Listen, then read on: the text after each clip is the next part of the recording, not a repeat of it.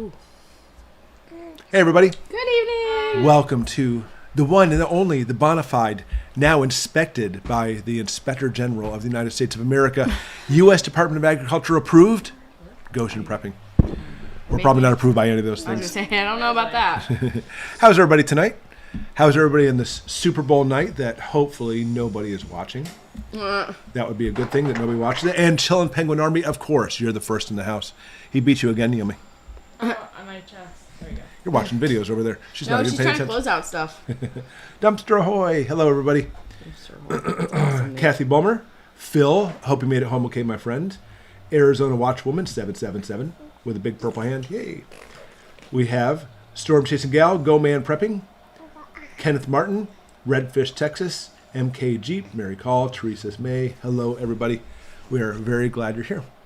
So, we'll talk about a few things tonight, but of course, we'll always bring this up to specifically questions and answers. If you have any questions and answers, we talk about specifically things that are coming around, etc., then that's what we're always open to. But we'll talk about a few things tonight, Yeah. like the FBI.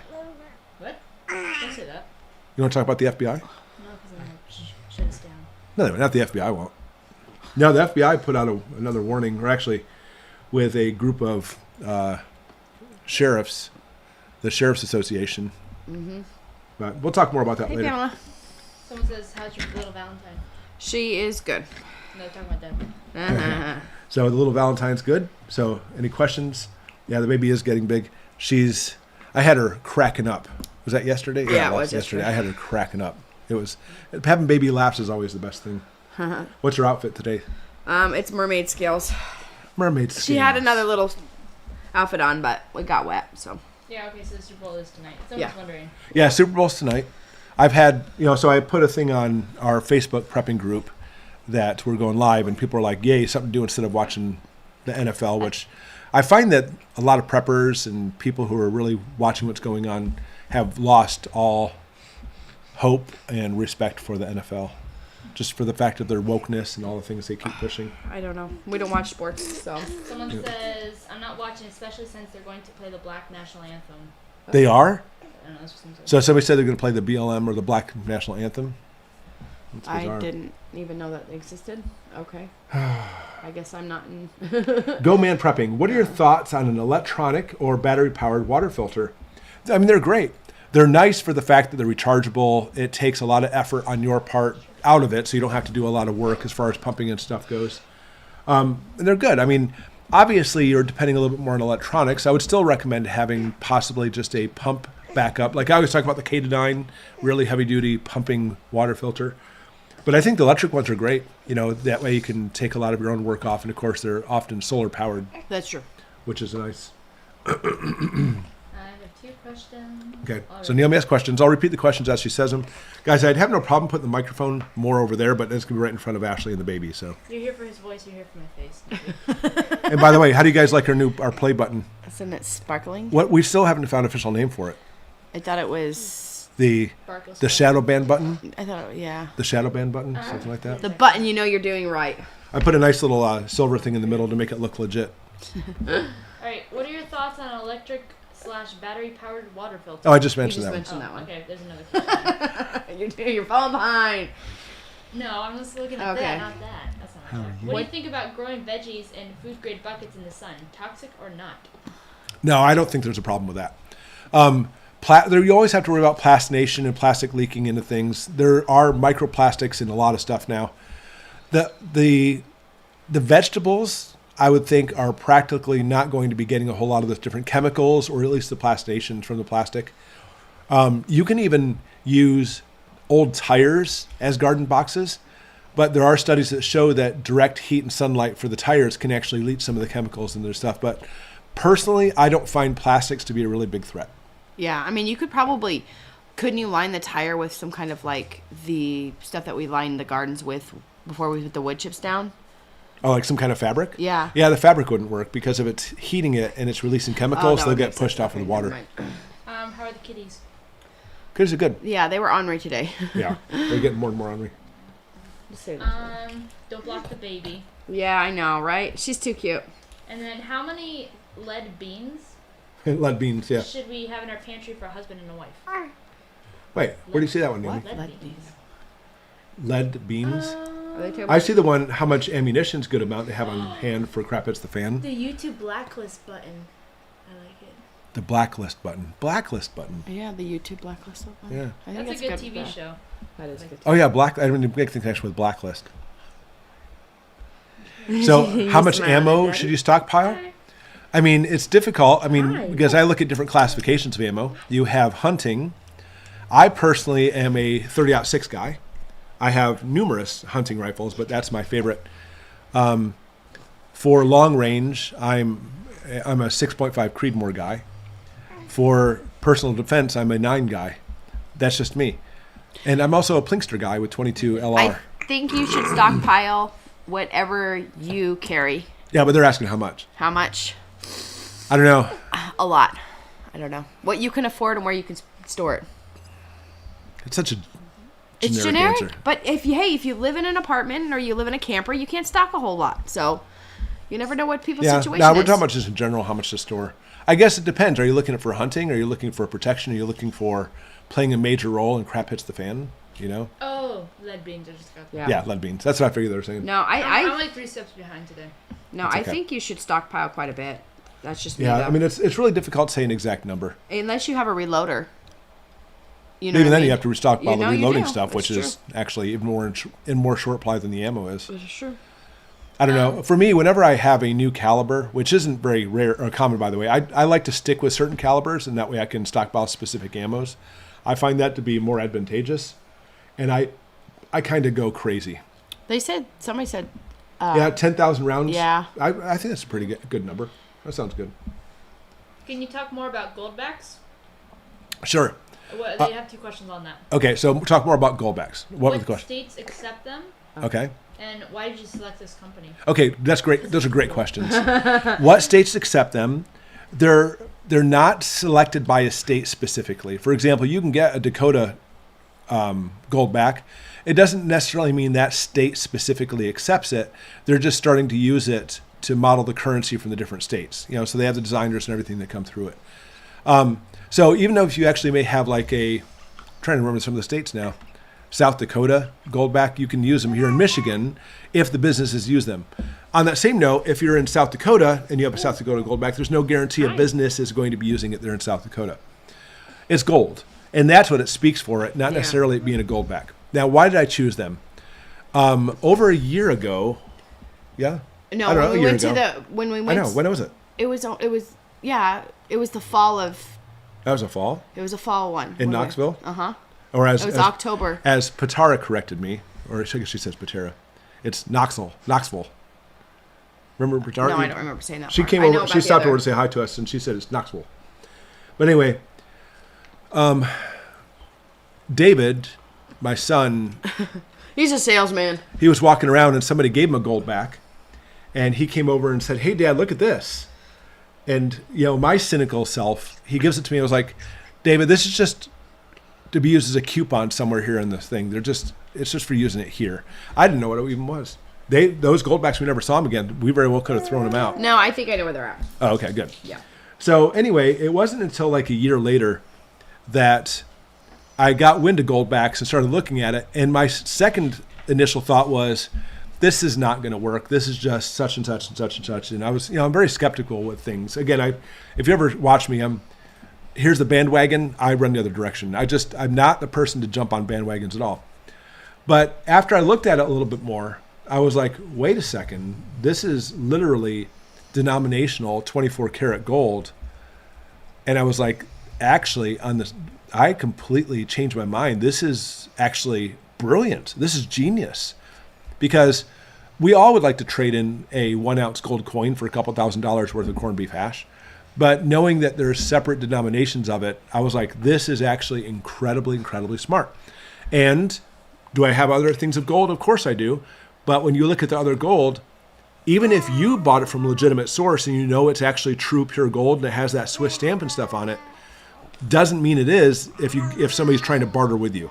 So if somebody comes up to you and says, I'll give you this corned beef hash if you give me 1 gram of gold, or vice versa, and you really don't know if it's real. There's ways to tell, there are, But when you're actually out in the bartering area, let's say crap hits the fan, you're not going to take it and say, hold on, I'm going to take your gold and I'm going to try to rub off the gold, or I'm going to put it to a certain test, etc. I don't see that being feasible. Where that's why I like GoldBacks the best is because they are practically speaking non-counterfeitable. That's my own made-up term, non-counterfeitable. Good question. Do you think they'll omit martial law and take all our food? Do I think they'll actually have martial law in which they'll take all our food? Both Clinton and Obama, which is Clinton Part 2, both signed executive orders to make it so the government can take our food if they declare it to be an emergency, which they can declare whatever they want to be an emergency. They don't do that unless there's a reason for it. They're not coming. I mean, listen, back in Clinton's day, back in Obama's day, America had so much, a ridiculous amount of food. And they weren't thinking, oh, wow, America has a lot of food. We better see about confiscating people's food they have in their house. Not at all. They're making plans for the future, in my opinion. And so, there's actually a saying that says, like, any weapon produced during a war will always be used in that war.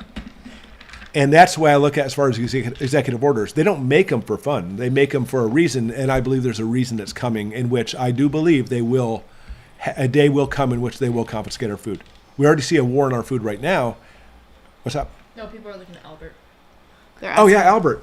Oh, yeah, you can see him. Let me duck a little bit. I realize you can't see him with my head. Yeah, he's peeking around your head. It's very funny. So there's Albert.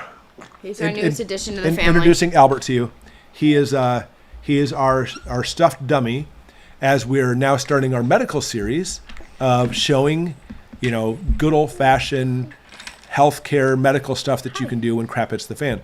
And it's not simply just like reading from a book. Today, make sure the patient is laying on their back. I'm going to be using real life stories of things that have happened with me, real tangible advice that you can actually have. And so that's the thing you'll be seeing soon is some first aid videos coming out. So anyways, we have to have Albert there for that reason. He's our new co-host. Plus, if we want to park somewhere and leave someone in the car. Yeah, or it'd be great if you live in a car sharing place. All right, Children Penguin Army. So that's actually what the title is kind of like today's going into. Said, what are the thoughts on the sheriff's warning the other day? Yeah. The thing is, we already know of the FBI putting out warnings anyway. And you know what bugs me about the whole thing? And I get angry with this. 3,300 sheriffs in the country. Yeah. And only one shares this in a public bulletin. Yeah. Only one. Yeah. Listen, you can look at the different types of police. You have federal police. Are they on your side? Not bloody likely. State police, most of them, not on your side. Some are. Town police, I would like to think they're on your side, but if you live in a city, maybe not. But the county sheriff, that is an elected official by the people, and elected sheriffs often side with the people. But it's even get to the point where that's not always the case anymore either. Mm-hmm. I have a good friend who's actually on here very often. I won't mention the name in case he doesn't want me to.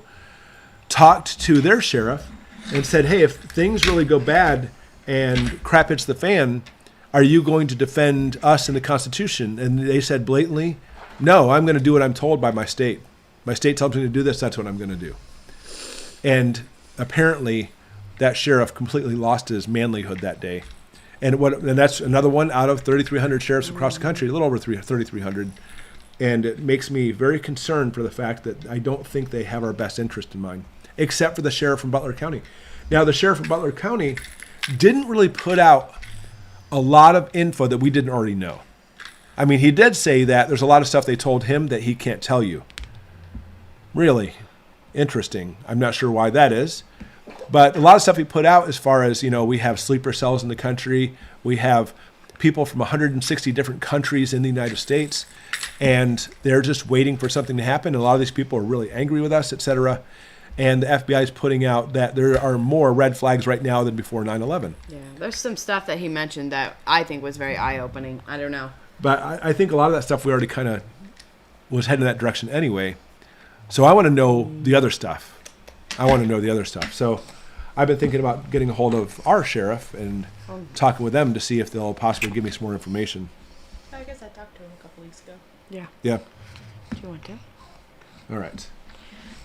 So. I feel SHTF will happen slowly over time versus suddenly. How about you? When crap hits the fan, will it happen slowly rather than suddenly? It's been slowly right now, hasn't it?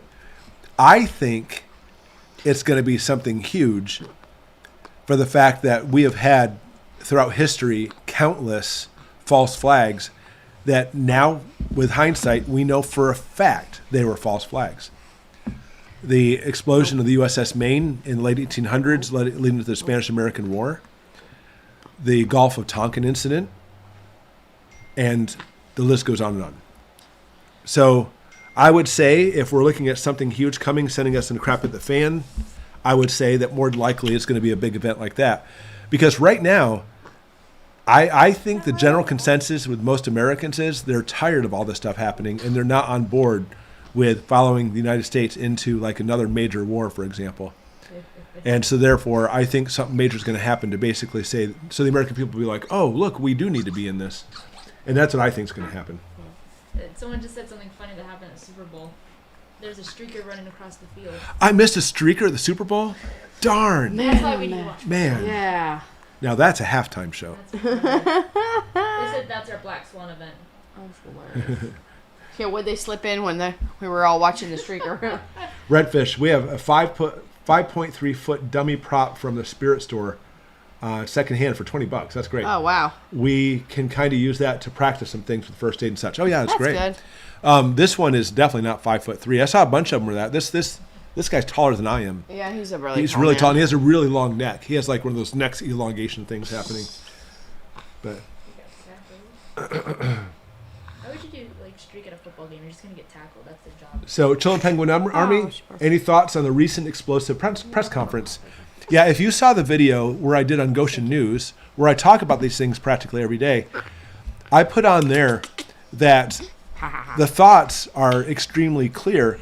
Everybody is focusing on what they want you to focus on. And that is Biden's age, lack of memory, has no idea what's going on, drinks too much Geritol, etc. That's not what you should focus on. Because understand that when we see mainstream media and the Department of Justice, both of these being the centerfold, I guess you want to call it that, the center of this White House press briefing, what do they have in common? They both work for the same people Biden works for. And understand that when you see all the different organizations kissing Biden's butt for the last 3.5 years, the reason they're kissing his butt is really simple, is because they all work for the same people. The reason mainstream media always gives him softball questions when they never actually say anything to him very clearly or make him really answer for something, that's because they all work for the same group. But now suddenly the Department of Justice comes out and says that, as a few years ago when they did the report, that he's a nice old guy, a nice old gent as they called it, but literally can't really make any decisions. Therefore, he can't be going to court to testify because he doesn't know what's going on. If he can't go to court to testify, how in the world is he supposed to run a country? I know. And so now, as the Department of Justice put that out, basically saying he should step down, at the same time we see this press release. What is it when they go to the White House? When you see all the press of the White House completely going off on him, it's the same reason the DOJ released this report, is because the Democrat Party is saying it's time for him to go. Goodbye, Joe Biden, is what they're saying. And he's getting mad. He's getting really ticked about this. And I think the whole fact that everybody's focusing on that everybody got so mad at him is completely missing the point that literally his party or the party of the elites has turned on him.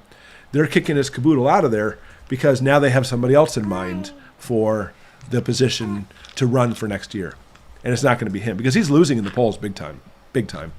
And so who is it that's going to take his place? Well, I guess you'll have to watch Goshen News, the last video, so you can see what my answer on that is. Answer that question. No. I have been waiting for this one. Okay. Which one are you looking at? Hold on. Okay. This one was a little bit back, and I'm going to say it. I'm a 7-year-old, and I have a crazy neighborhood, so I need help with a pew-pew for protection. I'm all alone. A 7-year-old? No, 74. Oh, it was like 7-year-old. I am not touching that with him. A 74-year-old. Yes. Oh, okay, good. Yeah, if it was a 7-year-old, Nerf guns work on that one. Yeah, and the thing is, having a pew-pew for self-defense is vital, and I don't care. I mean, I almost said I don't care how old you are, but yes, I do care because a 7-year-old should not have one. But 74-year-old, what I say to everybody when it comes to pew-pews, and I've taken so many people that I know, so many preppers, so many friends. To go shopping for one. One, because what you need to look for is a few things. Number one, you need to look for the brand name that's going to do well. A really quick thing, it's not always 100% true, but pretty darn close. If you come across some brand you've never heard before, there's a reason for that. It's crap. Because when it comes to pew-pews, it's not the aiming and firing that you have to worry about. It's jamming. Chambering and... And also jambering. I said Jamboree bears. Yeah, right. Jamming is a serious thing, and that's why you find the weapons that don't jam, or they're much less likely to jam. That's number one. So I would stick with some of the brand name ones, and I'm not going to go through the brand names now. This is not a pew-pew channel, and I've had people say we should make more videos about pew-pews. YouTube doesn't like us. That's not our focus. The best, in my opinion, for being a female, I don't know if you're a male or female on the answer to the question, but going into the store and finding which one you can handle in your hand that fits. That's number two. That is the best, because your hands are different than somebody else's, and that may not fit the person. I have a different handle than Eric does because my hand is smaller, and it doesn't fit well. So definitely number two, go in and feel as many handles on the ones you can to find the fit for you. Right. And then number three, caliber. Being 74, you're not going to be going for the 50. You're not going to be going for a 45 or even a 40. Yeah, you don't want to kick back too I always believe a 9 is the best to go with, because people will say, well, there's more stopping power at a 40. And that's true. But there's a kickback. But it's not even just that. But how many can you fit in the magazine? And I'll tell you, here's the thing. The people who are saying, oh, yeah, there's much more stopping power in a 40 cal. That's true. But I find the majority of those people have never actually fired it under duress. Yeah. Have you ever fired one while somebody's firing back at you? I have. And the thing is, you're nervous, your target's moving, you're moving, your heart's beating. So many things come into play.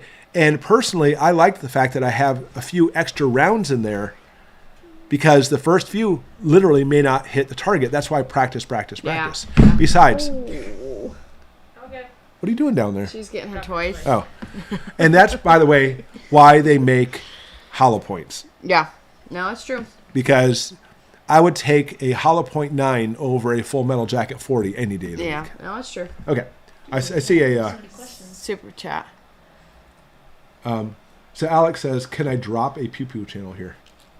Oh, to go to? Yeah, go for it. Alex, by all means. Absolutely. Yeah, there's a few of them out there. I watch them too. In the meantime, Betty Boop, a super chat for $4.99. Thank you. I avoid anything containing natural flavors. How bad is it to consume a drink containing them, like bubbly occasionally? I'm not sure what. Thank you for all you do. All right. So that's actually a very astute observation, by the way. A natural flavor, understand that dirt, if it were taste good, would be a natural flavor. All that means is it uses chemical derivatives from things found in nature. Doesn't necessarily mean it's good for you. I mean, some natural flavors are, obviously, but you don't know. If something comes across that says natural flavor, that may not be the best thing in the world.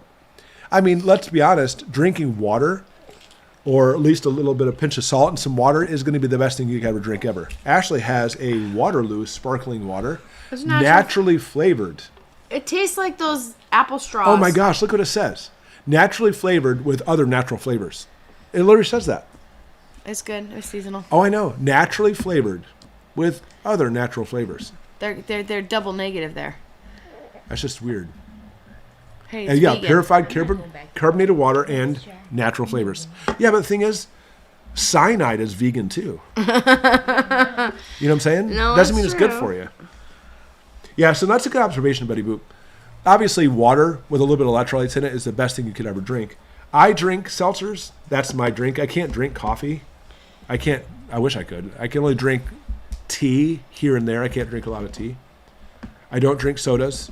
There's only very few things I can drink. And I do drink these bubblies, but that's me because I needs it.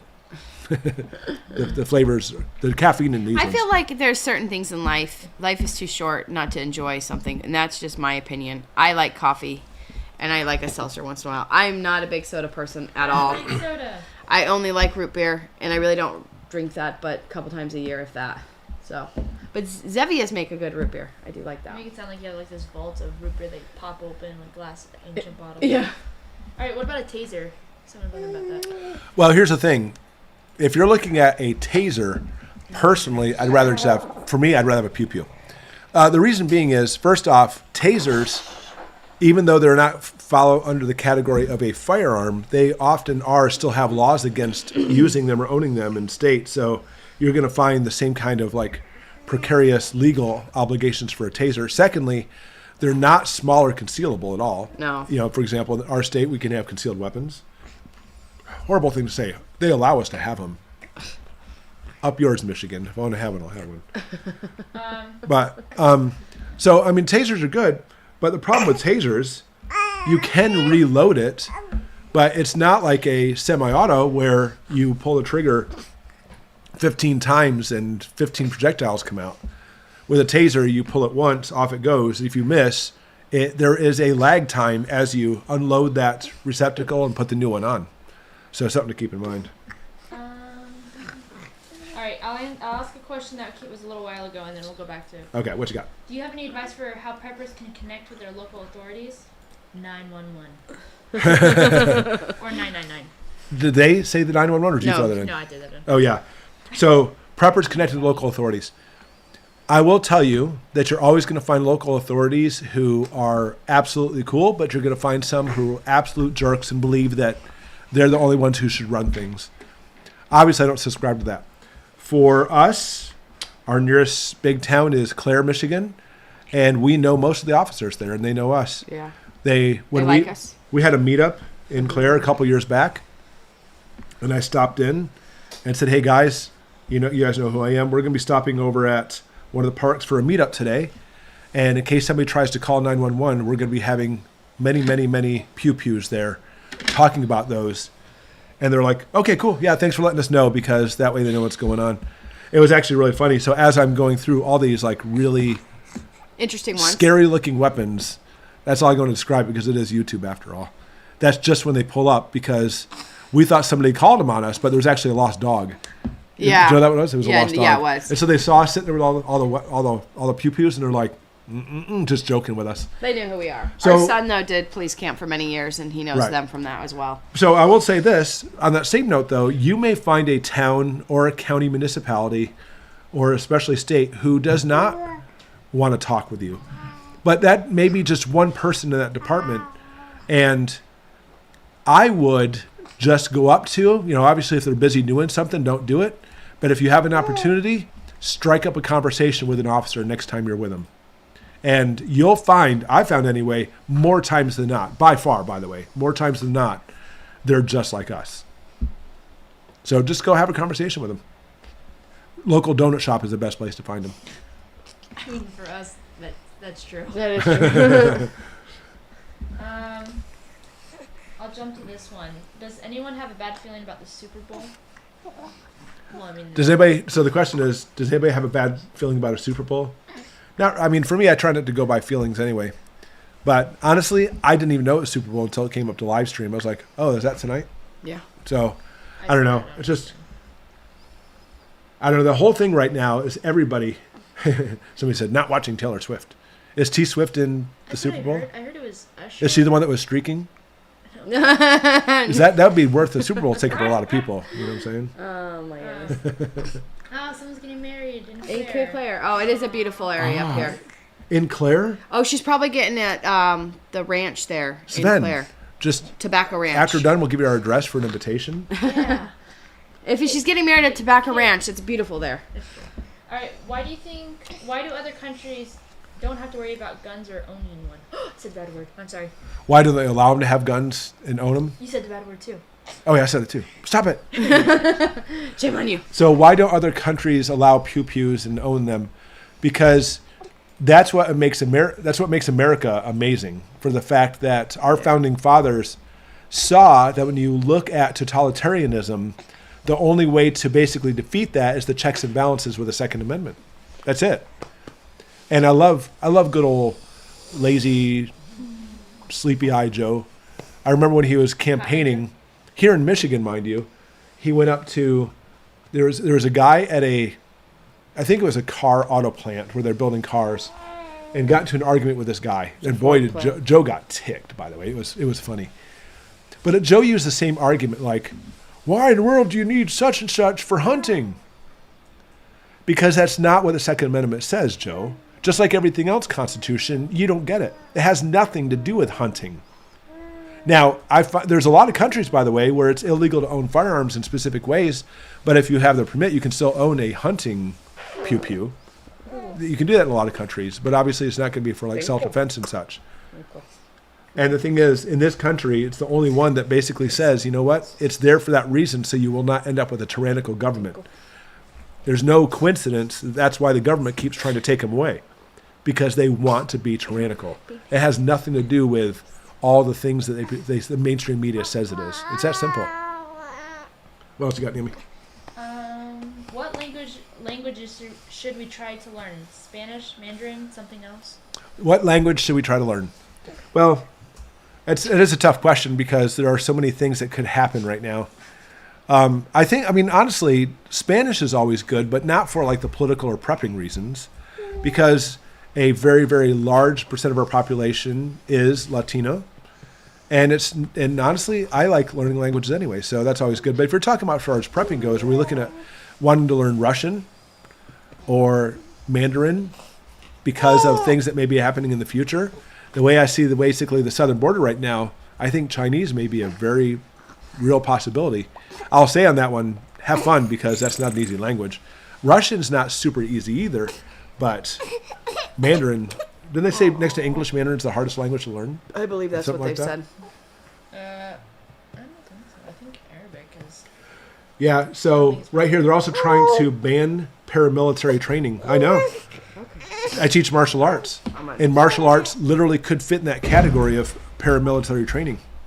Are you out? I think they said Arabic was the hardest. All right, yeah, we have to scoot together now. Scooch. Scoot.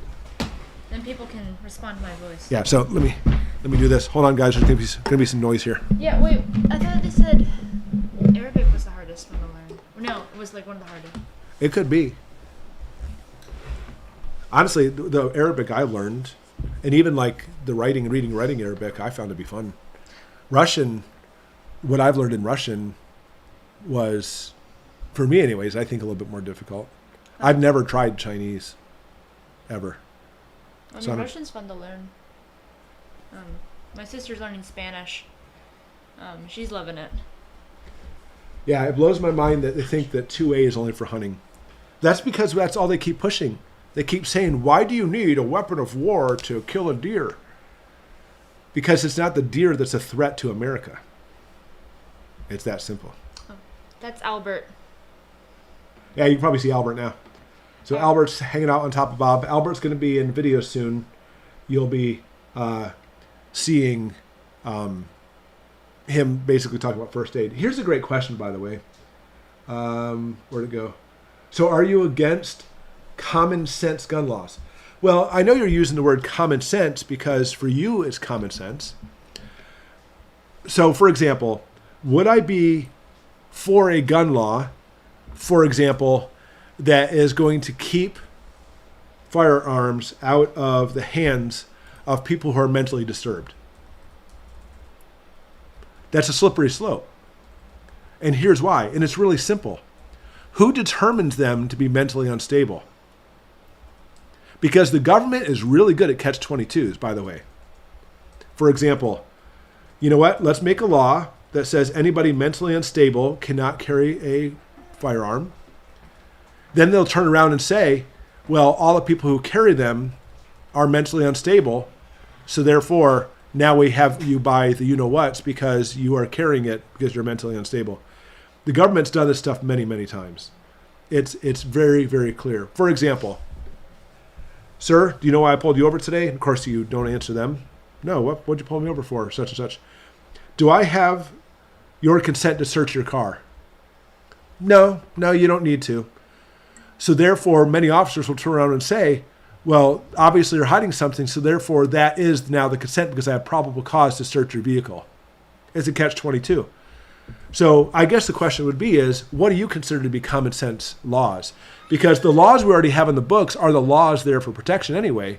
For example, having a minor hands on a firearm when they actually are not capable of even like driving a car, but will take one and cause major problems with it. Sure, but there's already laws in the books for that. Clearly, it's not a law problem. Clearly, there's some other major serious issues going on. For example, of the same people who are trying to ban them are the same ones who are infiltrating the school system, causing problems in the first place. So, am I all for common sense? Of course I'm all for common sense. I believe I have a lot of common sense. I almost have $1 worth. But I think other people's common sense is not the same common sense I have because they think that by trying to enact certain laws is going to make people safer.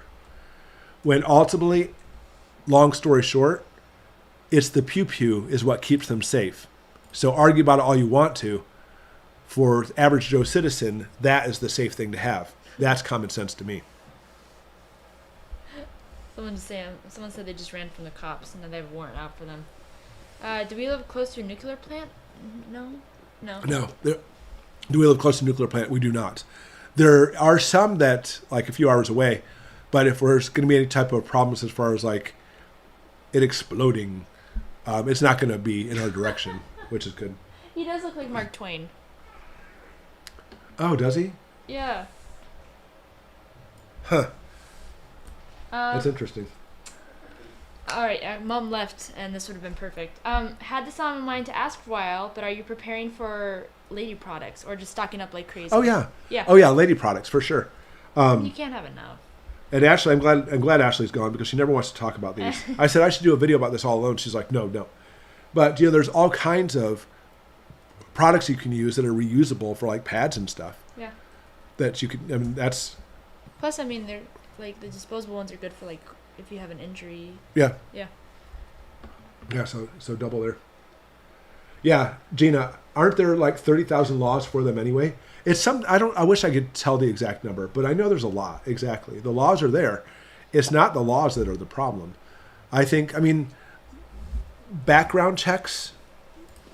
And granted, I think it's one of those things when we talk about background checks are already there anyway. And I'm all for not giving a pew-pew to somebody who truly is mentally unstable. Obviously. That is common sense. But the laws are already in the books about that anyway. So it happened? No, my internet cut out. Oh, really? Oh, mine's still good. I'm actually on a hardwired connection, though. Maybe that's why yours isn't. Okay. Yeah, menstrual cups. Yeah, those are pretty neat. I mean, not for me anyways, obviously, but... Okay. Teresa, darn it, I'm late and YouTube doesn't send notifications anymore. I have been talking with YouTube. They actually asked if I would like to have some like one-on-one coaching with them. I said, sure. And the YouTube person I talked with, she's great. She's really nice to talk to. But I even brought up the questions of like, so am I being shadow banned? She's like, oh, no. Everybody thinks they're being shadow banned. But I think these people who do the one-on-ones don't know either. And they just they work for YouTube. And I think they basically just go with what they're told. Well, no, YouTube doesn't shadow ban. But I will tell you though, when I put out a certain video on a certain topic, it's not a matter of advertisers. They tell you the advertisers won't log into it. But on the same note, the video does not reach out near as many people. All right. Who is your favorite presidential candidate? Oh, I'm not touching that with a You. 10-foot pole. Who's my favorite presidential candidate? Me. That'd be fun running president. I would never do that if I had to. Mr. Rogers? I'd vote for Mr. Rogers. I really want to stay apolitical on that. You gotta say like a fun answer. A Kermit the fun Frog. answer. All right. My favorite presidential candidate, Mr. Bean. There you go. I would vote for Mr. Bean. I mean, he's Could he be more a classier genius. than- He's a genius. I mean, at least when he makes the funny faces, he does it on purpose. That's true. You know? I mean, like, if he falls down, at least he gets back up. Rowan Atkinson for president. That's my strategy. That is a compliment. This is much more enjoyable than the Super Bowl. Thank you. That is a compliment. All right. Did you see the Ohio sheriff? What the hell did I say? Yeah, so the Ohio sheriff from Butler County. Yeah, we talked about that. Do you agree? Oh, yeah. I mean, I agree. But the thing is, in reality, in many ways, he didn't really talk about anything that was new. There's some things about it that frustrate me. He received some intel that he said he couldn't give us. Why? Is this not a country of we the people? And if he's actually a part of an active investigation, I get that, but he's not. Secondly, why is it only one sheriff out of over 3,300 sheriffs decided to go ahead and tell us some things that are happening? Why? And furthermore, the FBI has already put out a warning anyway, so in a lot of ways, he hasn't really told us anything new, perhaps. He did talk about some things at the very beginning, like, for example, that Biden refuses to talk to the sheriffs. He refuses to talk to police chiefs. Probably because they're not allowed in the nursing home. That's probably why. What's the best way to alert the population without causing complete panic? That went with that question. Okay, so what's the best way to alert the population without causing a complete panic? Well, I mean, that is why we have the emergency alert system. But I don't know. I keep playing with this banana. I need to put it down. It's one of those things you have to wonder if we're even going to get an alert if something does happen anyway. Because there's been numerous times in the past few years when alerts were put out that were garbage. Then there's other times where there's some serious things happen and no alerts were put out at all. So obviously it's not a trustworthy system. So I don't know. You can't trust the government to give you alerts anyway. Think I need to get rid of my uniform, or in case of an invasion, do you think I need to get rid of my uniform and other proofs of being former military? Fantastic question. So since we're prior military, should we get rid of things like our uniforms and such? I'm going to refer that question to Red Dawn, the first one, that is. And if you recall, this is a very real strategy and tactic, by the way, that they went ahead and got all the paperwork from the different counties and said who are the ones who have the pew-pews anyway. The information's already out there. So think about this. If we are actually attacked or invaded, which we're kind of already anyway, and go ahead and name the country who's already attacked or invaded us, they're already massively putting out cyber attacks anyways. That's another thing that the sheriff from Butler County said too. He said for every one person in the United States who works in cybersecurity, there's 50 Chinese, or maybe he said there's 10 and 50, either 1 in 5 or 1 in 50 ratio. And I've said that many times because for you to actually train a soldier to go through all the training to be able to survive, fire, have their bivvy, all that stuff, there's a lot of training that goes into that. But when it comes to cyber attacks, not much training, and guess what? They can sit in the comfy computer and they don't have to actually try to go out in the field. So it's a very cheap mechanism for countries to put in hackers. And so hackers obviously are a very real possibility, and that's one of the things he talked about in there too. So at least he got that part also. But again, something we already knew anyway. Someone said something. Oh yeah, Mr. Bean can't be president. He's not. He's British. Oh, of course he can't. Darn it. Someone said Michael Scott though. Man, so. Michael Scott. That'd be I saw awesome. Dwight Schrute. Yeah, I would take either. All right, seen a few videos lately regarding trying to criminalize, even minimize farming. Yeah, minimal farming. What do you say, Goshen? Oh yeah, obviously. I mean, it's so stupid. It's obviously all based on a carbon footprint, which is just a huge chunk of BS. It's ridiculous. There's this whole thing is. I personally would rather that our society went back to people do most of their own farming anyway. But unfortunately, we just have too many people living in cities to be able to them farm on top of their buildings they live in. But they are clear. There's a war on food. It's not even just farming, but there's a war on food. There's a war on meat. There's a war on eggs. There's a war on milk. There's a war on farms and vegetables overall, saying that it's bad for our environment because of farming. That's the dumbest thing ever. But they still do it because we all know it has nothing to do with that at all. It's all a control thing. We have 2 drafting questions. Well, first I want to answer. This is a David Bowie shirt. My dad got it for me. It is not Rick Springfield.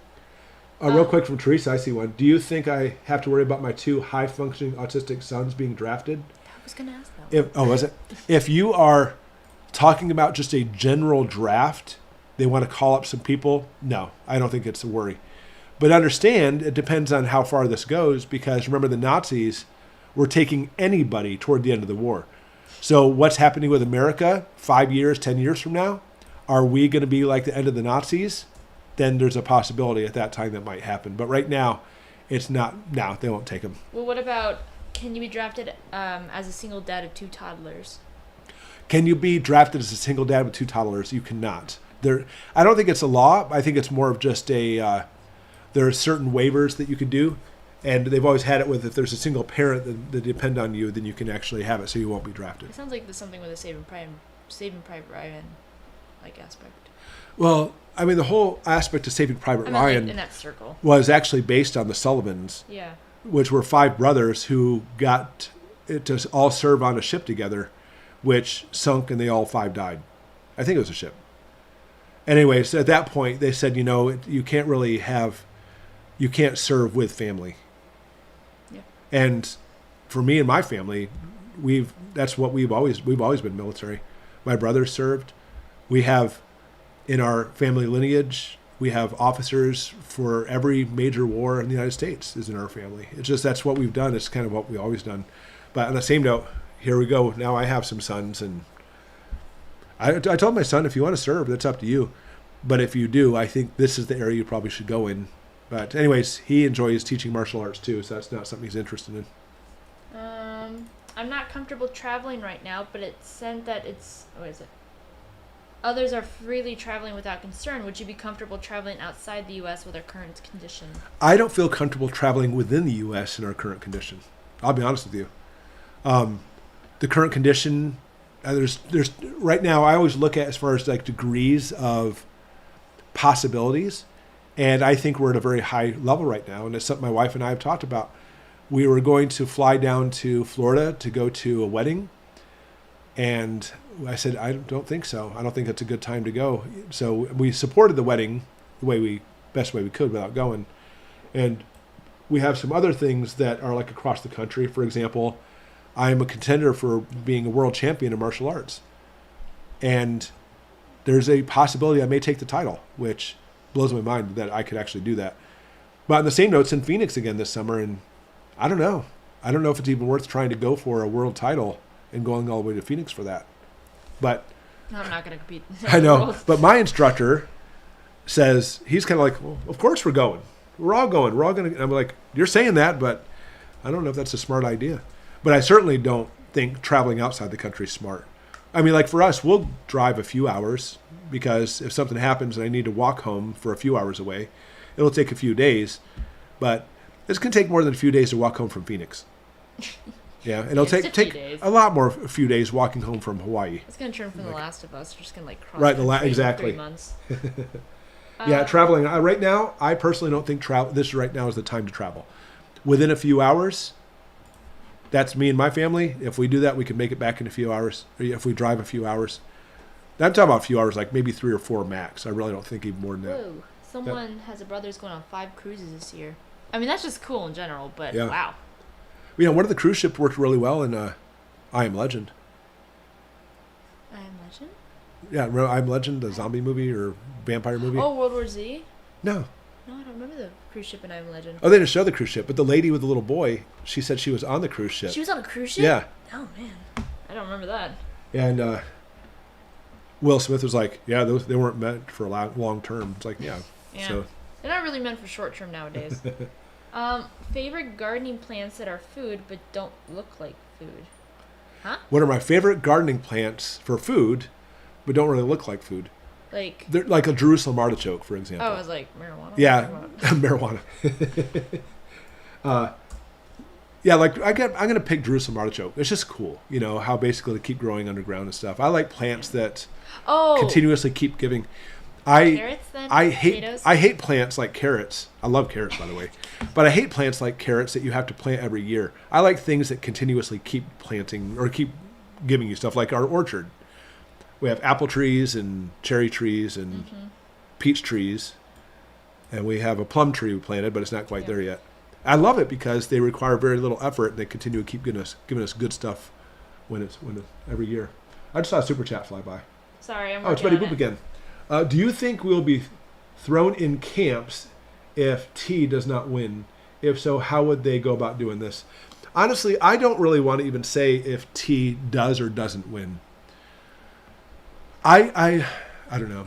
It's so difficult to speculate what's going to happen and where we're going. But let me just put it this way. If a major catastrophic action takes place and you are not on board with whatever narrative they push across with that, no matter who's president, there is a very real possibility how extreme or catastrophic that event was where you may be put into a camp. And I would say the thing is, it sounds far-fetched, but it's happened many times. And it's a very real possibility that the action may go in that direction. Sorry, I'm working on questions. Yeah, did I see the recruiting standards have lowered? Yeah, I did see that. Yeah, they're getting very desperate to try to get people to join. So they keep lowering the requirements to try to get more and more people in. What is that patriotic World War II we need? They need like the... Oh, you need like Uncle Sam? Yeah. We need you. Like it worked during World War II. It's, everyone's like, wait a minute. Have you seen Tucker Carlson's interview with Putin? I have not seen the Tucker Carlson interview with Putin. And I'll be honest with you, I really don't have a lot of interest in watching it. I don't. I've watched Tucker Carlson many, many times. I used to watch him, I don't know, a few years back quite often, but I don't really watch him anymore. I feel, and this is just me, I feel like Tucker Carlson is so full of just hyperbole where he continuously just talks about rhetoric. And then, but let's say you think Tucker Carlson is the 100% perfect stand-up guy. How is it going to work anything by talking to President Putin? How? Suddenly, because Tucker's interviewing him, that Putin's not going to lie about something? Is that basically where we're at? That Putin, he's being interviewed by Tucker Carlson, so therefore I'll go ahead and just speak the truth about everything. Guaranteed, if Tucker Carlson had interviewed Hitler still would have gone on doing stuff, but would try to make him paint like he's made of cherry roses and everything. You know what I'm saying? I found the whole thought of him interviewing Putin to be asinine, personally. But that's my viewpoint. And so when I saw it popping up, I was like, I have more important things in my life to watch. Just rhetoric. You don't know who's telling the truth and who's not. Putin's not going to say, oh, darn, you caught me. I'm doing it. He's not. Obviously, the president of a country that's at war with another country is always going to say everything to paint themselves in a good light and justify the war, right or wrong. Am I correct? Yes. They're going to say, you know what? I didn't mean to start a war. Again, I didn't see the interview. He probably said something like, well, you know, I had to start this war because I had to go against the elites who were doing things in Ukraine. I don't know. I haven't watched it. But understand, if that is the case, and keep this in mind, by the way, Hitler's justification for launching war to invade Europe was to get the elites out of Europe who were trying to run the country. The elites. It's the same thing people are saying today. It's the exact same thing. Yeah. So I have not watched the interview, and I'm not going to watch the interview. Finally caught up on comments. But thank you, Betty Boop. Yeah. That's a different question. I went back to her super chat. I apologize. Wait, there was another one. Was that the second super chat? I saw the second. Yeah, the second one from Betty Boop. Do I see a draft happening before or after November? Before November or after November? Personally, I think if we're going to see some crapola hitting the fan, I think it's going to be before November. But that's me. But it's all just, speculation, which is difficult to know exactly what's going to happen. But I would say more than likely that's probably what's going to happen. But I could see some scenarios the other way. From Monica LaMontague. Is that LaMontague? No, it's not LaMontague. Montage? I apologize, Monica. I can't pronounce your name. Did you see the Earl Grey cartoon? I did see the Earl Grey cartoon. It was on our Goshen Prepping Facebook group. It's very funny. No. Okay, so that back there is Bob, our punching dummy, with our other dummy for our future medical videos named Albert. He's in the flannel shirt. That is not a child. What are your thoughts on SW radios and who should we listen to? Yeah, I mean, I'm all for shortwave radios. But who to listen to is the difficult part. And it depends on the scenario, too. Like right now, do it. Go ahead and listen to whatever you want to. But you have to filter out anything that comes through anyway. But if we're talking about crap, it's the fan. Understand America in past wars has always controlled things being sent around the world. And I think in World War II, a lot of the stuff sent around the world was propaganda. We admit it's propaganda, but it was propaganda, in my opinion, at least for a good cause. But it's difficult to say what that propaganda will look like next time. My daughter's going on an 8-day cruise to the Bahamas at the end of the month. Should I be worried? Sweet. You should go with her. Yeah, I was about to say That'd you should be worried that you're not going with her. That's a great way to be deserted. Personally, all right, so should she be worried about a cruise at the end of the month? I believe, just looking at statistics, right now, up until probably May, it's certainly going to be safer than this summer. I believe this summer is when we're going to start seeing all the things really happening. So if she's leaving tomorrow for the cruise, that's going to be much safer than anything else the rest of this year. If she's leaving 2 weeks, well, it's not as safe as next week, but it's safer than the rest of the year. So the further it goes on, the more unsafe it's going to be, in my opinion. So since it's still in February, and we're talking about, in 2 weeks from now, 2 to 3 weeks from now, it's relatively speaking safer than it's going to be like in a few months from now. So as far as worried, I would say just be concerned. For my family, by the way, I don't care if we're actually in peacetime or not. This is how we do things. We've always been like preppers and use weapons, and that's who we are. It's like, it's one of those crazy families where literally our whole family is into stuff that will literally, I feel bad for a person who breaks in our house with our family home, because they're going to get everyone from our little kids to me as the oldest will kick the living crap out of them. Police report's like, even the toddler came after me. I know. So there's a question there. Darn, there's a whole point of this. I was saying that. The reason I was saying this anyway. I apologize. I lost Guys, I was just kidding about the Bahamas. I was just kidding. What's the name of the play button? Blacklist? The Blacklist button. Blacklist button. Yeah, I'm just going to remember Blacklist, the TV show. No, I was just making sure that's what you named The it. Blacklist button. Okay, everyone's asking about the soup question. So what's your number one favorite canned soup? I don't know. I don't really eat canned soup. I like just normal chicken noodle soup. When I was a little kid, it was chicken to stars. I mean, those are good too. I loved chicken to stars as a kid. I just had that for the first time. I don't know. If I had to pick a soup, and right now, crap hits the fan, and I walk in the basement, there's a can of soup there. Excellent. And I have to eat it. I don't know. I like just good old chicken noodle, I think. Yeah. I like chunky kind of soups. Not saying chunky? Like Campbell's chunky brand, but I like beefy soup? Maybe it has some chunks of beef in there and chunks of potatoes and carrots and stuff in there. Yeah. How long have we been in martial arts? Yeah, it's funny you say that. We have home videos. Yeah, being on YouTube for us is nothing new as far as videoing go. I've been videoing our family. I have videos literally going back into the 90s. We were just watching a video that literally was me in a tournament 10 years ago next month. So, I don't know, officially in martial arts training, 12 years, I guess. It's around there somewhere. Yeah. Maybe 12 years. Around there somewhere. Off and on. It wasn't straight through 12 years. We'd take breaks.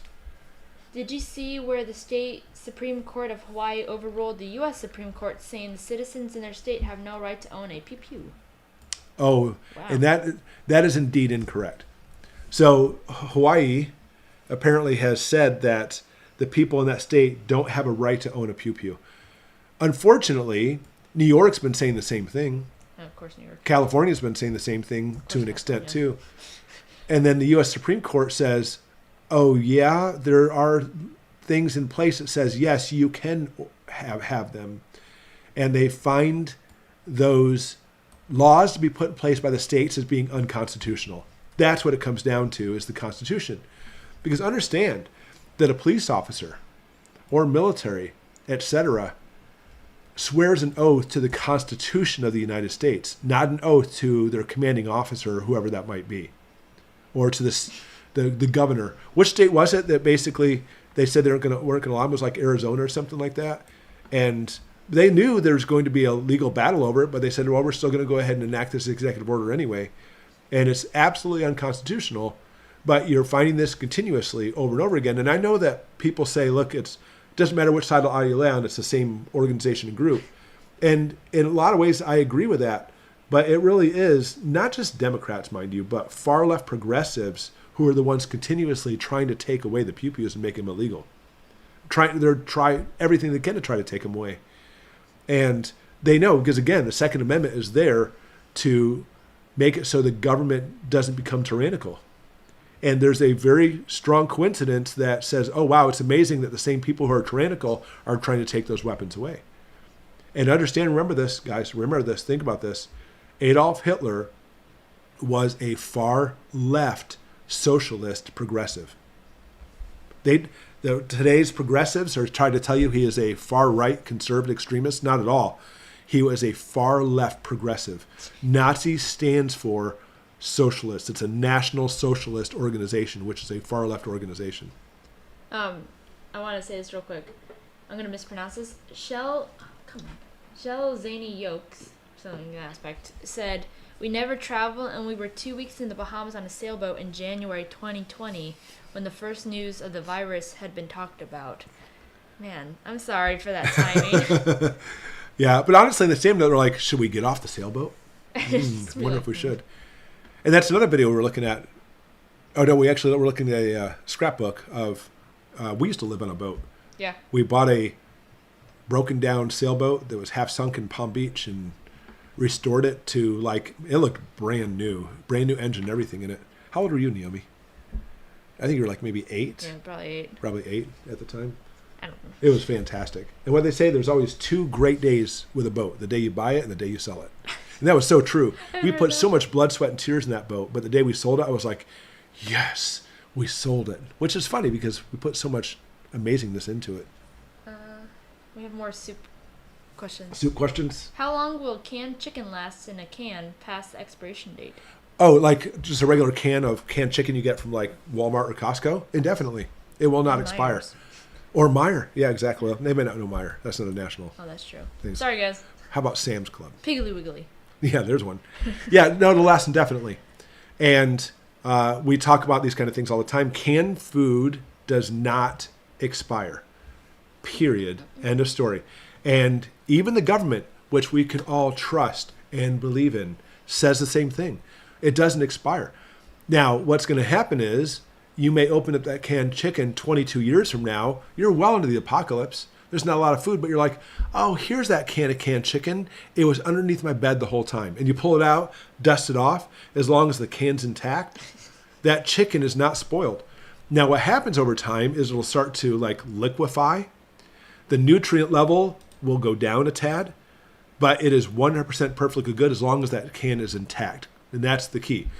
And now, when I say this, I always get some people, like 1 or 2, saying, oh, you're so wrong about that. That's not true at all, because they don't know. Then a whole bunch of other people always say, I know. I just opened up a can of something from 1963 and it was perfectly still good. I get these things all the time.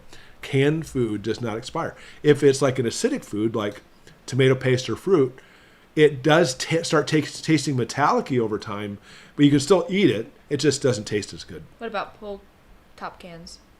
All right, pull top cans. It's not the cans. It's not the food itself that's problematic with pull top cans. It just makes it easier for the can's integrity to be compromised. So if you actually have like a regular can of beans, for example, it's made very sturdy. The top seam, the bottom seam, the side seam are pretty much welded, or they're actually crimped on, by the way. And the odds of that popping off is slim and none. Since the pull top can has a lighter seam through there, it does make the can more fragile. Therefore, it just increases its chances of it popping open accidentally. But if you find a can of pull top fill in the blank under your bed 22 years into the apocalypse, and that pull top is still sealed, the food inside will still be just fine. Yeah, someone said they just opened a can of like a bunch of meat cans after 2 years and they're fine. And then Canada passed a law that they don't put expiration dates on cans anymore. Oh, really? You go Canada. And I love Canada, but man, some of the laws that have been coming out recently are not really in favor. But at least they did that one right. Yeah. It's from Sven. Tampons for stab or puncture wounds. Absolutely 100% not.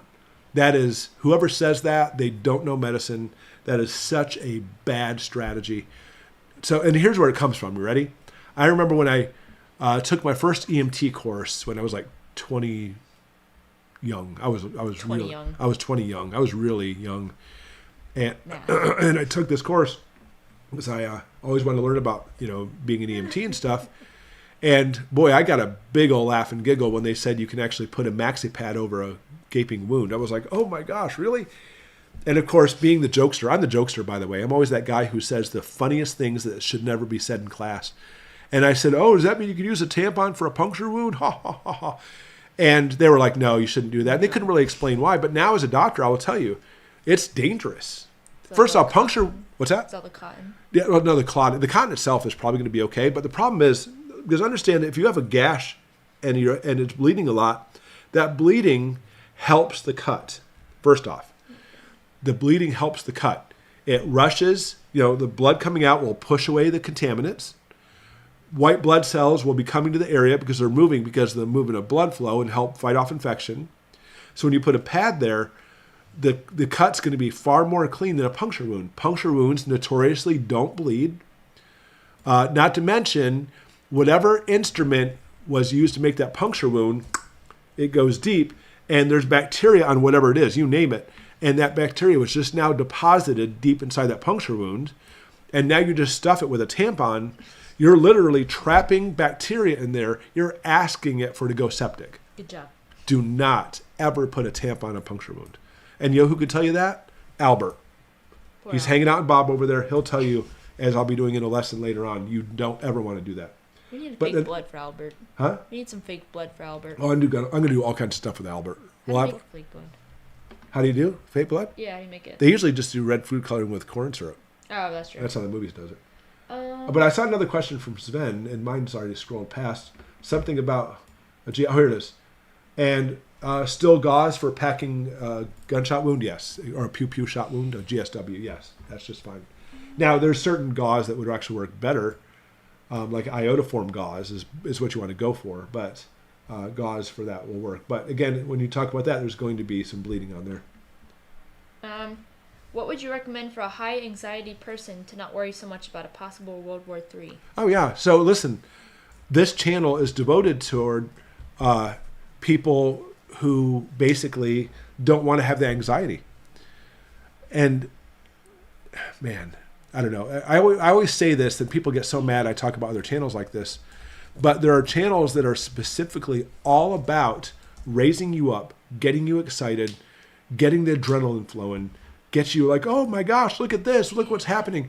And when they start off the video, instead of saying, hey guys, welcome to Goshen Prepping. Today we're going to talk about what you're going to do in case you have a stab wound. And you say it calm and relaxed.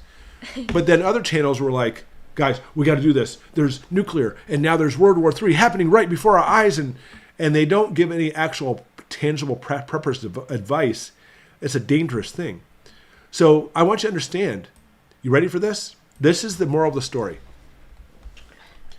Let's say that you just got a news article on your phone. Somehow the future sent a message and you intercepted it on your phone from 5 years from now. And that message said, hey guys, just letting you know that World War III is starting in October this year. You're like, oh, really? And they're able to verify it, however they do it, okay? Coffee's poisoned. You have two choices. Option A, worry about World War III coming in October, or option B, keep a level head and try to prepare for it. Because guess what? Either way, it's coming. So don't get excited about it. Don't get anxious. You prep and you prepare and you train. Because every single time you get excited about it, you're getting emotional, and emotions always cloud your judgment. Always. You need to void yourself of those emotions, relax, keep prepping, keep your eye on the prize, keep focusing on what you need to do, and don't let all those people keep saying, oh, look, World War III is coming, blah, blah, blah. Don't focus on that crap. I'm not saying it's not coming. I think it's coming. But there's a difference between, or let's prepare and be ready for it. Yeah, you still got to live your life. Right. Oh, yeah. You just went and saw a movie. Oh, yeah. What did I see? I saw Argyle yesterday. It was... I don't know Argyle. What is Argyle? Well, first we saw Turning Red because they brought it back to theaters for Hannah because she loves art. And then we saw Argyle, which is like a spy movie. It was really good. It's a spy movie? Yeah. You didn't tell me that. It's like a comedy spy movie. It was even very better. funny. What are views on the future of AI? Well, it's one of those things where I can give you my 2 cents worth, but it's actually really only worth about a cent. I'm not an AI expert at all. I'm a medical expert. I'm a nuclear expert. Those ones I can give you the 2 cents worth. It's worth a buck.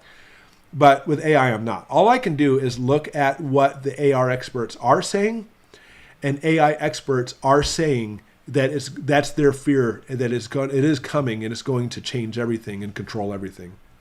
And to me, with my non-expert view, I'm like, oh, so like Terminator? It is Genesis is Skynet, yeah. What are the different ones? Genesis is... Yeah, there's like 3 different ones. There's like Cyberdyne or something. Cyberdyne? Wait. What are the different companies from Terminator that like start this? Anyway, so when these AI experts talk about how we're looking at things changing like that, there's part of me because I'm not an expert in the area. I'm kind of like, so we're going to have like these giant metallic robots that go around shooting people with lasers and stuff. But obviously, I don't think that's what's going on. But I mean, think about this. This is from what I read, that AI is advancing so fast, it is going to soon surpass mankind. Mankind has emotions like care and sympathy and empathy where we help each other out. Apparently my computer doesn't give a crap about me because of the stuff it causes her, frustrates me no end. Still, it's like, computer, why are you doing this to me? You know? Give me nothing but love. Yeah, come on. Hard drives. Come on, computer, be my friend. And so they don't have any type of concern for mankind. And they said that, of course, these major AI computers are connected to the internet. But guess what else is connected to the internet? So is my computer. So is Neiman's computer, my phone. All these things are connected to the internet. So therefore, if AI becomes that incredibly powerful thing, it really has control over everything. Which that is a very sobering thought. And so the AI experts say this, not me. And so I think they're more alarmed about it than I am because I still picture Terminator. But they're alarmed about it. So I probably should be alarmed about it too. Not alarmed, but, prepare. Cyberdyne. And so I keep an axe right next to my hardwire connection for my internet in my house. So I can, like, an emergency, take it and just chop the connection. No, it's like in a glass case, so you have to break the glass to get the axe. Yeah. Break the glass and flip a switch to turn off my internet. Yeah, Cyberdyne created Skynet, and then someone made fun of the sequel, Terminator, which you love, and said, that one's dumb. I love that one. That was a good one. Is that the one? With Kyle Reese and Sarah Connor. That's great. Yeah, that one's good. I mean, I didn't like, obviously, but that's what happens. Actors get old. I didn't like the recasting of people, but the storyline I thought was good. I actually like the cast. Yeah. You know, I'm not saying the cast was bad. I like the cast too, but it's not the same as Sarah Connor. She had better hair. Oh yeah, especially now. The Sarah Connor now. I feel like Linda Hamilton. Is that what her name is? Yeah, now she's a badass. She looks like skin and bones lady. Yeah. Oh, well, it's amazing. She's like, it's amazing how. I actually think I like the cast better in Genesis than I did the newest one. Yeah. Yeah. Terminator. That's what we have to worry about. We love Terminator. Oh, look at this. So, Jamie, we ate C and K rations. There you go. From World War II and in Vietnam in '69. Whoa. And they're probably just good, weren't they? Probably just fine. I mean, you haven't died from food poisoning, so. Is there anything you can put on a can of food to make it last longer? No. Yeah, I was about to ask that. I mean, you have to make sure the can doesn't get dents in it. Doesn't get extreme heat or extreme cold. So there's not really anything you can do on the can specifically. So let's say you actually took every one of your cans and you dipped it in wax, so it put a seal around it. That's actually not going to do anything because whatever dent you can put in there will break through the wax anyway. So there's not really anything you can do that for there. Any canned foods you don't recommend storing? Any canned foods I don't recommend storing. Ones you don't like. You know, I've actually heard really conflicting results when it comes to like evaporated milk. Really? Yeah. Huh. I mean, we have evaporated milk going back years. and we'll pull it out, and you pour it out, and I kind of look at it, and it's like kind of yellowish, and I'm like, I don't know if I should use this. I'll be honest with you, even though I know about canned foods. Because when they make the can, they get the content so hot in there, it literally sterilizes it and kills off all the organisms. That's why it doesn't go bad, because it's the organisms like bacteria that makes it rot and go bad, by the way. And they're all dead inside there. They're dead completely. Same thing, but the thing is the enzymes will be denatured and destroyed when you do that with milk, like, for example, if you have evaporated milk. Ew. But nevertheless, I don't know. Evaporated milk kind of worries me when it gets old. Canned hot dogs? Ew. There's like Vienna sausages. We don't eat those, but I know some people do. But I mean, I think my answer was good. Anything you don't like, don't buy in cans. Yeah, give me your Buy number. what you like. Oh, we got a super chat Oh, super chat. Super chat. from... I'm so bad with names. You read it. David says, thank you for all your efforts to help the community. You're welcome very much. You're welcome. Thank you for the super chat. I appreciate that. Thank you. Yeah, and I appreciate that, guys. And honestly, I love helping people out with what I know and all the things that we do to prep and such. And I enjoy putting out my knowledge. Not that I'm a perfect expert in everything I mean, but I think I'm far ahead of most people, I think. And so therefore I think that's the whole thing is I got to the point where I was like, I think people need to know some of this information. But I'll always say, by the way, first thing, if there's something I don't know, I'll say, I have no idea what that is. And that happens sometimes. Did you hear about the guy who died in flight bleeding from nose/mouth? What could that be? So that goes to it. I have no idea what that is. So a guy died bleeding from his nose and mouth. That sounds... What could that be? The bleeding from the nose and mouth, you need to not think that it's actually from the nose or from the mouth. Because if the mouth bleeding, it's probably not going to go through the nose. If the nose bleeding, it's probably not going to come through the mouth. So it's got to be further down. So that's either the digestive tract, unlikely, because that's usually just regurgitated to the mouth. So almost guaranteed it's pulmonary. Almost guaranteed. So you said it was on a flight? Yeah. So And he very died. well, because the pressure changes, he probably had some kind of pulmonary embolism or some type of blood clot that burst the blood vessels in his lungs. That's my best guess, probably what happened. Do glass jars of spaghetti sauce last just as long as canned foods? Yeah, so do glass jar spaghetti sauce last as long as canned foods? Indeed they do. Because even if you do your own canning, which is like a can of spaghetti sauce, it's sterile. And so it'll last just as long as well. Someone said they had a can of pineapple just explode. Do you recommend storing alcoholic spirits? Storing alcoholic spirits? Yeah, do you recommend? Yeah, I mean, spirits themselves, alcohol, because the high alcohol content automatically kill organisms. And that's why alcohol will stay in its bottle indefinitely, even if you open the bottle. So let's say you have a bottle of... A bottle of... just name one liquor. Vodka. Vodka. Vodka. She picks vodka. Diluted vodka. If you pick vodka or tequila or rum, whatever... I mean, granted, it should be 60 proof at least, but a lot of times the ones you get are 40 proof, but that's enough alcohol content to make them so they stay sterile. So you could actually open it, take swigs, dump some out, and it's still going to stay sterile practically. So they'll be fine, whatever you do with them. That's what's pretty amazing about having liquors anyway. Alcoholic spirits are better than the haunting ones.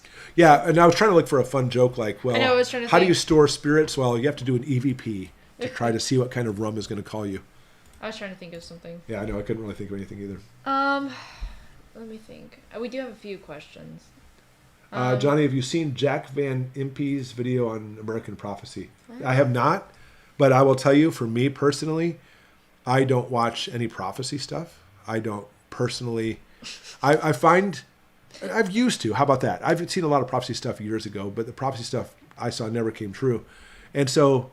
Personally, I don't watch any prophecy stuff because it's not anything empirical I can really look at and believe it's 100% going to be true. So I don't watch. And it's really funny that I don't ever watch prophecy. I don't even talk about prophecy. I've never talked about prophecy until now on this channel ever. And I saw somebody's comment a few months ago that said, "I can't stand watching Goshen Prepping. He's all about prophecy." And I'm like, what? I never talk about prophecy. That's just, I don't. I'm guessing this is the guy in the plane. You know what? Can you read it? Could the guy in the plane, could it have been dengue flu, hemorrhagic fever.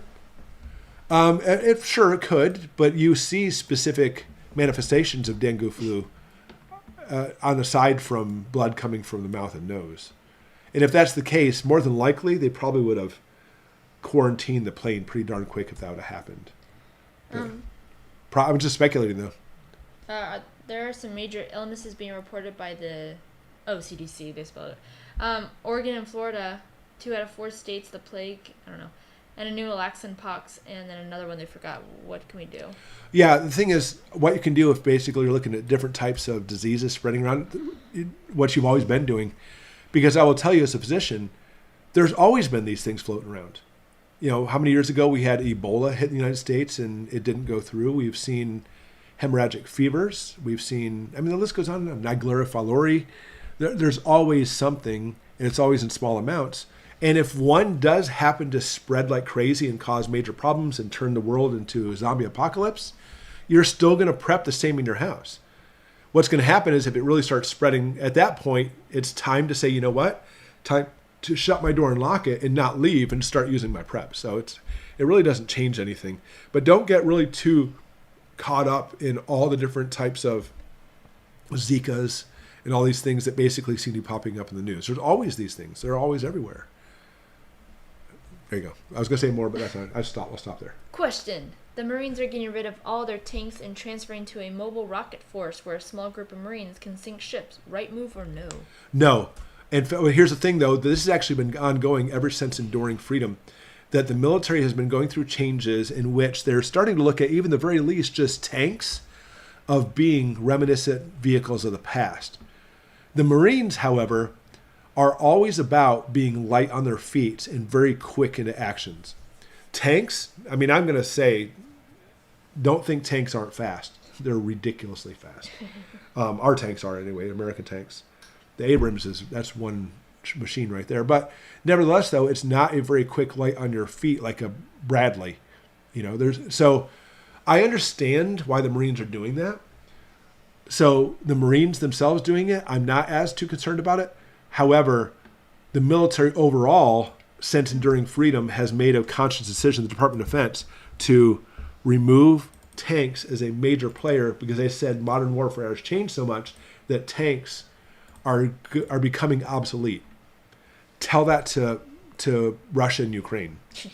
They're not obsolete by any means. So tanks have a very major use in our military still. Maybe not for the Marines. So the Marines doing that, not a bad move per se, but just overall, this new thing of getting rid of tanks, I think, is a very bad mistake. What are the ages they draft first? Yeah, that's a good question. Yeah, what do they draft? 18 to 25 first. Oh, and then they start. Yeah, 18 to 25 first, then it goes up to 18 to 45 typically in those situations.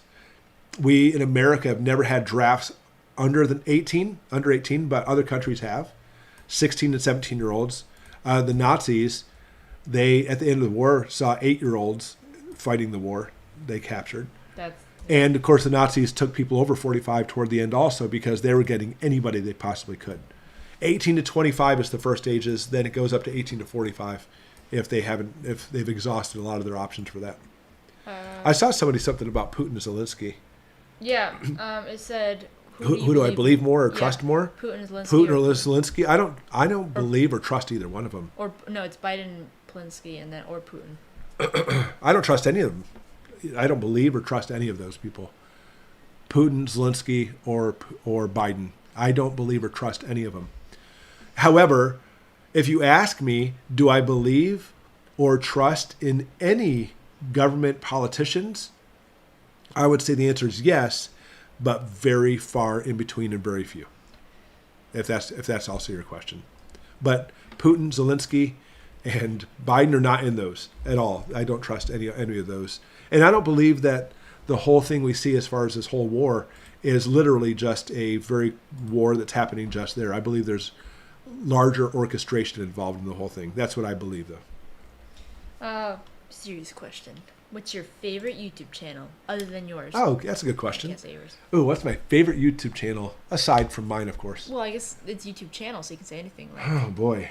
We like Daily Dose of Internet. Yeah, just for something. Sometimes just to get our minds off of things, we'll watch Daily Dose of Internet. It's like 3-minute videos of just fun. Yeah, just facts. worlds of wonder type stuff. I like those. I really like Ben Shapiro. Yeah. Do you guys know Ben Shapiro? Oh, I do. He's fantastic.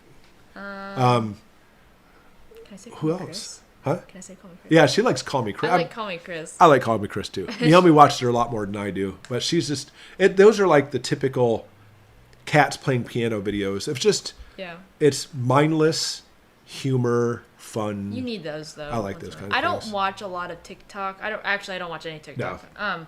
But Call Me Chris is like the one exception that I do watch. And then we just found a new one where it was good intentions, bad results videos, where they say things that happen and then the horrible consequences that that came into as a result. All right, Savannah said Coast to Coast AM. Obviously, that's not maybe it's a YouTube channel now. I used to work for Colorado State Patrol. So I used to be a cop many, many years ago. And that's what I would listen to. I worked the graveyards. Coast to Coast AM. That was back before, was a guy named Moody, I think. It was before Moody. What was the main guy? Who were our Coast to Coast friends out there who listened to it? We're talking about mid-90s. Coast to Coast was awesome. It was like real life X-Files for like 6 hours in the middle of the night. And it made those long patrols at night all worthwhile because sometimes it was just plain boring. Sometimes it was. Although that sounds cool though. Yeah. But anyways. Someone said my channel's good. I forgot about my What's channel. What's my channel? The Knowledge. Oh, the Knowledge Realm. There you go. Oh yeah, I never answered my question, did it? I guess, I don't know. I don't know if I have a favorite channel. Fail Army. I used to watch Fail Army, but it's really the same thing anymore. I can't watch it anymore. There's a lot of channels I like. I like Economic Ninja. Well, you said Ben Shapiro. I love Ben Shapiro. Yeah, honestly, that's what I pick. I pick the Daily Wire Ben Shapiro. Everyone's talking about his new song Facts, and then he could have rapped faster. Yeah. I think that was the joke. I'll be honest with you. I couldn't stand that rap. My wife liked it a lot. I liked it. I was like, I thought it was funny. I don't know. It's funny. Art Bell died? Art Bell. Yeah, he died. Yeah, that's it. Art Bell. Art Bell was the man with Coast to Coast. I loved it. Loved it so much back then. I'd see a super chat, Ash. Or Naomi. You're Naomi, you're not Ashley. From Home and Hope Wit. But I'm sure there's more to it than that. Whoops. Late to the party. Keep up the great work. Thank you very much. Actually, I appreciate that very much, guys. Sorry, guys. There's a lot of comments to go through. Whoa. It is late to the party. It's an hour and 27 minutes. So, guys, I will say we're only going to stay on probably like just maybe 5 more minutes because I got things to do, like relax and go to bed. Like watch Fail Army. What's your suggestion on long storing eggs? Long storing eggs. If you're going to store eggs long term, in reality, there's only 2 ways. Freezing them, but that's of course providing that your freezer will always be running, or freeze drying. There's lots of techniques you could do, like water glassing eggs, which really is basically a type of pickling eggs, by the way. 18 months, that's the most you're going to have. That's not long-term storage, in my opinion. My opinion, long-term storage is like years. What else could you do with eggs? We used to put them in bags. Yeah, and then freeze them. Oh, sorry, I was reading someone's freeze comment. them. So freezer or freeze dry, unfortunately. And it's such a huge, long technique. I'm not huge on freeze drying food. I'm not saying we don't have any, and I think it's good to have freeze dry food. I just don't think it should be the main staple of your food. You should have some though, especially if you're going to have like a bug out bag or those times where you don't have any power coming in. It might be quick and easy to make some kind of freeze dried foods. I'm for it, but I just don't think it should be the main staple. But I will tell you, when it comes to milk and eggs, I think those are the best things to have for freeze drying. Yeah. And sometimes meat too, but I like canned meat better. It's cheaper. Do pickled eggs go bad? They do. I mean, if you want to eat those. Pickled eggs only last. I forgot the number. It's like 18 months, something like that. No, for me, I'm not a pickle kind of guy. But you know what? 22 years in the apocalypse, and I didn't find that can of chicken under my bed. I'll probably eat a pickled egg. I'll eat a dog. Let's see. I heard they're making seeds that can be grown in aluminum soil. Is that maybe because of chemtrails? Oh, yeah. I guarantee it is. 100% guarantee. Because they're not hiding the fact that they've actually seeded clouds of aluminum. And aluminum is not a naturally occurring metal found in our atmosphere at all, period.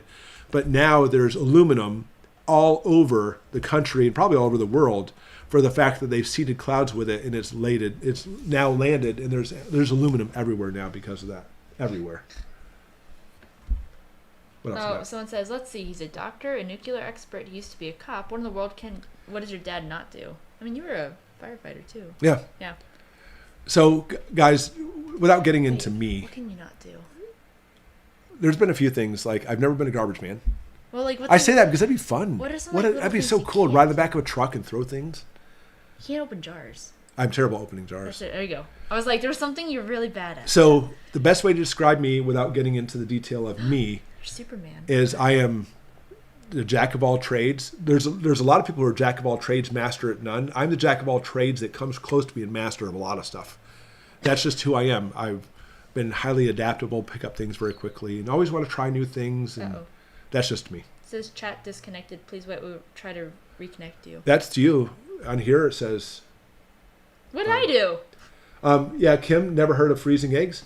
Yeah, so you take the eggs, shell them, scramble them up, and then freeze them. If you just put them in a sturdy bag, like even especially, you can't really vacuum seal them, but a bag that you can get most of the air out, when you take them out, they're good for either scrambled eggs or baking. They're not really good for almost anything else. And even then, it's kind of like, still not the best, but it does work. The jars are my kryptonite. That's well, what it everyone is. says you have the glasses, you're Clark Kent, you're Superman. Oh, they disconnected my chat again. What is going on? You know what? I don't need to be on the chat. I'm just looking at it. Yeah, okay. Phil says I'm 5x5. Okay. What's the one most important thing to stock up on now? If you really could stock up on one thing right now, what's the most important thing to stock up right now? Yeah. I would simply just put it into a bigger category of canned food. Yeah. There's so many things you could stockpile, not even non-food items, obviously. But canned food is, in my opinion, the best thing known to mankind. It's the best thing known to mankind.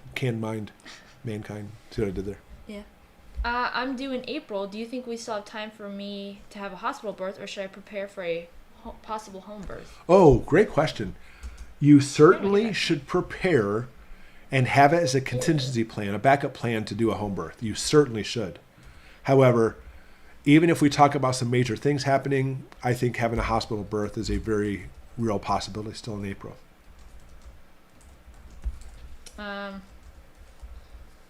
Would a study of how the Amish live be worthwhile? Probably it'd be worthwhile to study it a little bit, but it's like everything in prepping. I really want people to not be just readers and preppers, but actually doers and practicing things. And it's very difficult to practice a lot of things in Amish because that's what they grew up with, and it's second nature to them. It's going to take a while before it becomes second nature to you. But when crap hits the fan, you're going to have to make it really quick second nature because it's coming very quickly. But if you actually have tried it a few times, at least it's not going to be completely foreign to you. I always say drill and train and practice. Drill and train and practice, always. Don't just stockpile food and water and stuff. You really need to practice these things. Yeah, you want to read these ones? Ammo shortage pricing out for civilians, problem or no? If things happen like it did 4 years ago, big problem. I'm not sure if we're quite there where it's actually hit that problem yet, but it very well could be very soon. So if you have certain calibers you want to get, I would definitely get them right now. Can I get Novocaine or other medications for crap hits the fan? Well, just FYI, nobody uses Novocaine anymore. Now it's lidocaine, buvocaine, etc. Can you get it? Not legally.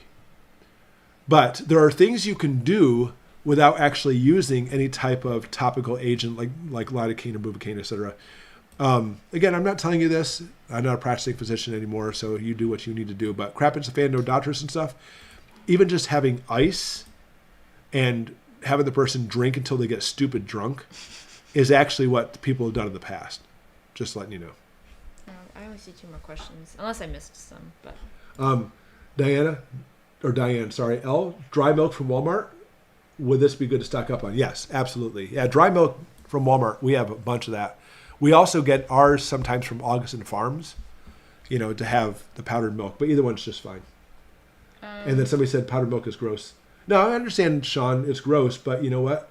Powdered milk is better than no milk at all if you need milk. Would you give food post-bad event to hungry strangers? Would I give food after a bad event happens to hungry strangers?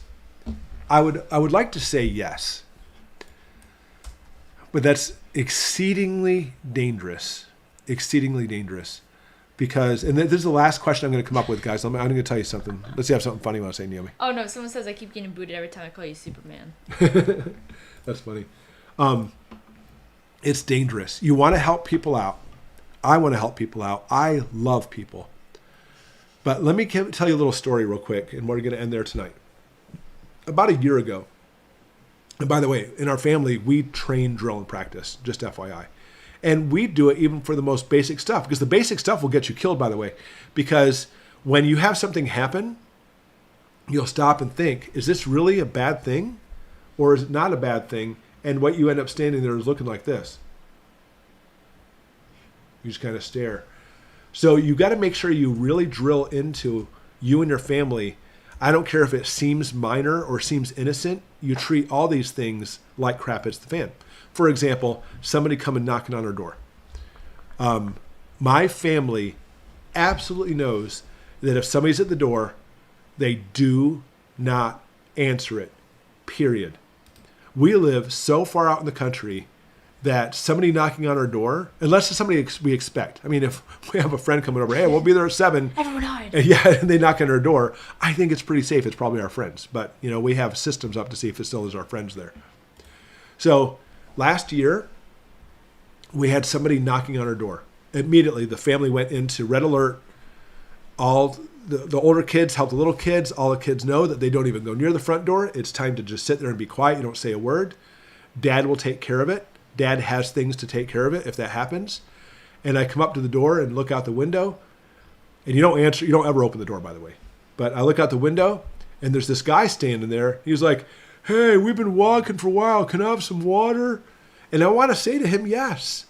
So here I am in this battle of I drain and trail and practice. You don't get water, my friend. You keep walking. But there's another part of me, too, saying it was a hot day. I want to say yes to you. And as I look a little bit more, there's another person out there behind him, kind of off to the side a little bit. But I was like, no. I've got to go by this is what I tell my kids. This is a bad example. Sorry, dude, you need to keep walking. And he walks off. And so we go over to a window where we can see out, he can't see in. And that's when I see a third person kind of hiding around the side, outside, that we didn't see out there. And so the three of them walk off and go to the only neighbor we have across the street, who he looks like the guy from Tremors. Remember the guy from Tremors who had his house that was like, it was Michael Gross, right? Him and Reba had this house. It was like, it clearly were preppers, like they'll kill you. Our neighbor is not a prepper, by the way. He wants to think he is. He's one of those, he doesn't know what he's doing, but he has gates up everywhere, no trespassing, and he has like these lights flashing, like it'll keep people away. It's just, anyway, it is what it is. Reba's and Tremors? Yeah. Oh. And so I watched these three people, and they walk right past his no trespassing signs, right past his gate, and go into his backyard. This is not people looking for water. Well, he comes out because he just got himself a pew-pew. He's never used it in his life. Comes out and starts shooting in the air. Get off my property. Get out of here. And those people take off down the road, cursing the whole way as they disappear off into oblivion. And so that's what it comes down to. I don't know who these people were. For the fact that they had a person kind of hiding around the corner. And secondly, they completely bypassed his trespassing signs and gates up and his red flashing lights everywhere, which do nothing, obviously. Red flashing lights, not so dangerous, just FYI. And understand, this is not crap hits the fan. If crap does hit the fan, what's it going to be like? Bert. It was Bert, exactly. Oh, I just realized. That's so funny. Red lights on a cop car, though. Yeah, no, exactly. So anyway, when crap does hit the fan, you're going to want to feel like you need to give them water or food. And the thing is, though, once you give them some food, they know you got food. Mm-hmm. And you may have satisfied their hunger that day with a nice, delicious can of corned beef hash. But what's going to happen tomorrow or the next day when they're hungry again? You know they're coming back to you. And this is lessons learned from the Great Depression, because hobos who go around actually had signals and signs they would do and write down stuff to let people know who had food, who didn't have food. I used to be able to read them. Yeah, so you will become a target, just FYI, if you do that. So I would like to say I'd like to help people, but it's a very tricky. dangerous situation. Someone said there was a soldier in World War II who felt sorry for the starving people when he was in Japan. He gave him a can of food and they killed him wanting more. There you go. Okay, guys, so with that, we're going to tell them you have TB. Perfect. Yeah, hobos mark your fence. Once you give them food, they know. Yeah, and there's actually laws around about fortifying your home. Unfortunately, like in Michigan, it's a castle law. It's not stand your ground law. My property apparently is my neighbor's property if they want to come on property, and there's nothing I can do about it. It's ridiculous. The Donner Party story, yes. All right, guys, I appreciate you coming in. I'm doing better, guys. Normally I'm like so fried, I'm like drooling on the table by now. I am fried, but nothing like I was. No cheese hat. Yeah, I don't even know where that's at. But anyways, guys, thanks for coming in. I appreciate you being here. We'll have videos out tomorrow and this week. Next week. Everyone's wondering that. Oh, yeah. I guess we'll talk for a minute and I'll look up next week. I don't know what to talk about. Talk about... who's winning at the Super Bowl? No, I'm kidding. I don't know. I don't know. Unfortunately, I don't think anybody here would know what, because they're watching us instead of the Super Bowl. I don't know what else is going on right now. Ask them what's their favorite prep. Ask them that. Favorite prep? Like, what's your favorite What's thing? your favorite thing to prep? What's your favorite thing to prep? There. What's your question? I don't know for myself. Let me think. I do a lot of, like, the organizing with, like, canning and stuff. So, cans? I don't know. From what it looks like on my calendar, we are free next week. That's what it looks like. Thank God. Drooling is underrated. Yeah, there's nothing like a good drool, you know? So I do every night when I sleep. All right, guys. Yeah, hamburgers in the survival setting. Hamburgers.